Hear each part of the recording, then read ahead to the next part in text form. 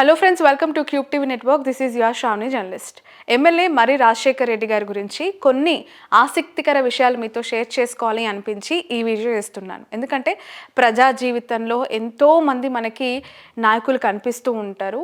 వాళ్ళు చేసే కొన్ని టాక్టిక్స్ చాలా రేర్గా ఉంటాయి. డిఫరెంట్గా వాళ్ళు ఐబాల్ అటెన్షన్ క్రియేట్ చేస్తూ ఉంటారు. వాళ్ళు చేసే పనుల్లో కొంత క్యూరియస్గా అనిపిస్తూ ఉంటుంది. ఎమ్మెల్యే అంటే ఏదో అవసరం ఉన్నప్పుడు కొన్ని వర్గాలని పట్టించుకుంటారు అనే అపోహ చాలా మందిలో ఉంటూ ఉంటుంది.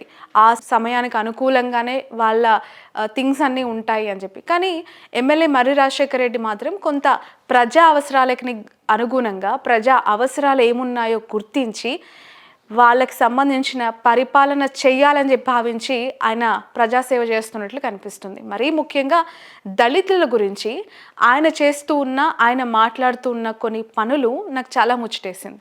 దళితుల ఆత్మగౌరవాన్ని పెంపొందించాలి, వాళ్ళకి స్వయం ఉపాధి కల్పించాలి, వాళ్ళ కాళ్ళ మీద నిలిచేలాగా ప్రభుత్వాలు, ఎమ్మెల్యేలు ప్రయత్నిస్తే అద్భుతమైన లైఫ్లోకి వాళ్ళు వెళ్తే అది మనకు మంచి చేస్తుందని కొంత భావించినట్లు ఆయన చేస్తున్న ఈ కార్యక్రమాలను చూస్తే నాకు అనిపించింది. నాకు తెలిసి ఫస్ట్ టైం బిఆర్ అంబేద్కర్, బాబు జగజీవన్ రావు జయంతి ఉత్సవాలకు సంబంధించి మల్కాజ్గిరి నియోజకవర్గంలో అధికారికంగా నిర్వహించింది ఫస్ట్ ఎమ్మెల్యే ఇన్ తెలంగాణ ఆయన కావచ్చు. అంతకుముందు ఆ నియోజకవర్గంలో ఇప్పటి వరకు ఇలాంటి ప్రోగ్రామ్స్ అసలు చేయొచ్చా అని కూడా ఎవరు అనుకోలేదు. ఈయన చేసి చూపించేశారు. అలాగే నిజంగా ప్రజాసేవ చేస్తున్న దళిత నాయకులకి దళిత రత్న అవార్డులను అందజేస్తూ ఉన్నారు.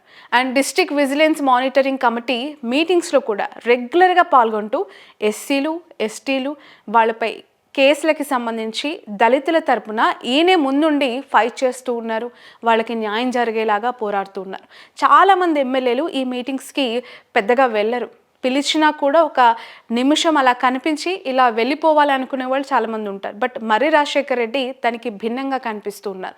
ప్రతి ప్రోగ్రామ్ని నియోజకవర్గంలో ఎంతమంది ఎన్ని కార్యక్రమాలకు పిలిచినా మార్నింగ్ నుంచి నైట్ వరకు ప్రతి గల్లీలో ఏ ప్రోగ్రామ్ ఉన్నా ఆయన అటెండ్ అవుతూ ఉంటారు. ఇక దళితుల కోసం వాళ్ళ హక్కులు, వాళ్ళకున్న అధికారాలు, వాళ్లకు ప్రభుత్వాలు ఇచ్చే సంక్షేమ పథకాల గురించి రెగ్యులర్గా అవేర్నెస్ క్రియేట్ చేస్తూ ఉన్నారు. ఎందుకనంటే ఇప్పుడు బీసీలకి, ఓసీలకు, లేదంటే మైనార్టీలకు, ఎస్సీలకు, ఎస్టీలకు ప్రభుత్వాలు ఎన్నో వెసులుబాట్లు కల్పిస్తూ ఉంటుంది. బట్ దళితులకు ప్రభుత్వాలు లేదనంటే కేంద్రాలు, రాష్ట్రాలు కల్పించే అనేక స్కీమ్స్ గురించి వాళ్ళకి కూడా అవగాహన లేని ఎన్నో విషయాలలో ఈయననే స్పీచ్ ఇస్తూ వాళ్ళకి అవేర్నెస్ క్రియేట్ చేస్తూ ఉన్నారు. ఇక సివిల్స్ రైట్స్ డే కార్యక్రమాలను సొంతంగా నిర్వహిస్తూ దళితుల కోసం వారికి వచ్చే హక్కులు, వాళ్ళు కొట్లాడి తీసుకోవాల్సిన వాటిపైన ఈయన అవేర్నెస్ క్రియేట్ చేస్తూ ఉన్నారు. ఇక దళితులకు వాళ్ళ కోసం ఉన్న అన్ని రకాల స్కీమ్స్ గురించి ఇప్పటి వరకు నాకు తెలిసి ఏ ఎమ్మెల్యే కూడా చెప్పలేదు.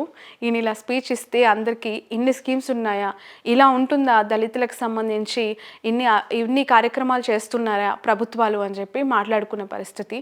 సో ఆ స్కీమ్స్లో ఉన్న డబ్బుల గురించి ఎస్పెషల్ ఎక్స్ప్లెయిన్ చేస్తూ ఉన్నప్పుడు స్పెషల్లీ చాలామంది అనుకున్న థింగ్ ఏంటంటే ఎవరు వాడుకోకుండా ఇన్నిసార్లు వీళ్ళకి దక్కాల్సిన నిధులన్నీ వెనక్కి వెళ్ళిపోతున్నాయా అని చెప్పి. ఇది ఎమ్మెల్యే చెప్పే వరకు కూడా ఎవరికి పెద్దగా తెలియని అంశం. ఇలాంటి వాటికి మర్రి రాజశేఖర్ రెడ్డి గారు దగ్గరుండి అవేర్నెస్ కల్పించి ఆ స్కీమ్స్ వాళ్ళకే చెందాలి, వాళ్ళే హక్కుదారులు, ఖచ్చితంగా వాళ్ళు తీసుకోవాల్సిందే అని చెప్పి ఈయన ప్రోత్సాహం ఇస్తూ ఉన్నారు. వాళ్ళకి ఆసక్తిని కలిగిస్తూ ఉన్నారు.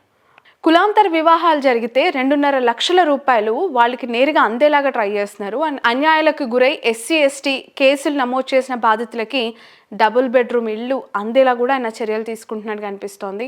అండ్ హైదరాబాద్ పబ్లిక్ స్కూల్లో అడ్మిషన్స్తో పాటు రాష్ట్ర ప్రభుత్వం అటు కేంద్ర ప్రభుత్వం నుంచి ఎస్సీలకి, ఎస్టీలకి వచ్చే అనేక సబ్సిడీ బెనిఫిట్స్, అనేక లోన్స్, ఓవర్సీస్ ఎడ్యుకేషన్స్ అండ్ బిజినెస్లు అండ్ అనేక సబ్సిడీ గూడ్స్, అలాగే ఎలక్ట్రానిక్ ఐటమ్స్ అవ్వచ్చు, లేదంటే ప్రభుత్వం నుంచి అనేక బెనిఫిట్స్, హౌసెస్ అండ్ స్కాలర్షిప్స్, ఇలా ఒకటా రెండా అనేక అంశాలు ప్రతి సందర్భంలో కూడా అవగాహన లేక తీసుకోకుండా నిధులు వెనక్కి మళ్ళిస్తున్న వాళ్ళు ఎక్కువగా ఉన్నారు.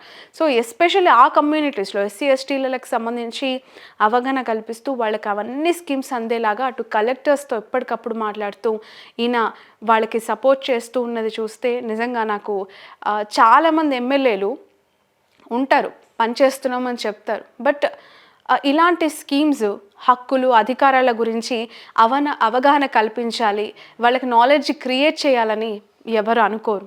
నేను చెప్పిన దానికి మీరు కూడా ఏకీభవిస్తారని అనిపిస్తుంది. ఎందుకనంటే మనము పొద్దున్న లేస్తే ఏ ప్రోగ్రామ్‌కి వెళ్ళి రిబ్బన్ కట్ చేసిన ఎమ్మెల్యే వీడియోసో, లేదంటే వాళ్ళ అధికారిక కార్యక్రమాలకు సంబంధించో మనం చూస్తూ ఉంటాం. బేసికల్ 2 తెలుగు రాష్ట్రాల్లో ఎమ్మెల్యేల, మంత్రుల పరిస్థితి అదే.